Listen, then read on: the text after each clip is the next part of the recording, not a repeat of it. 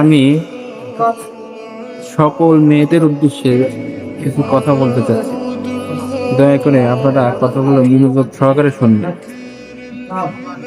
পুরুষ মানুষকেও আদরে রাখতে হয়, যত্নে রাখতে হয়, কারণ তার শক্ত চেহারার আড়ালেও লুকিয়ে থাকে ক্লান্তি, ভয় আর না বলা কষ্টের পাহাড়।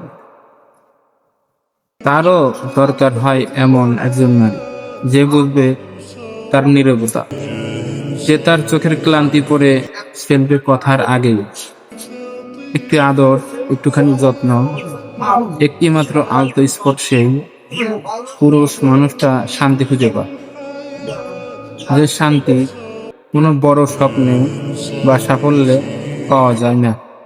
ভালোবাসা মানে শুধু কথা নয়, ভালোবাসা মানে কারো মনের ভেতরের যুদ্ধটা বোঝা, তার কাঁধে হাত রেখে বলা তুমিও একা নও,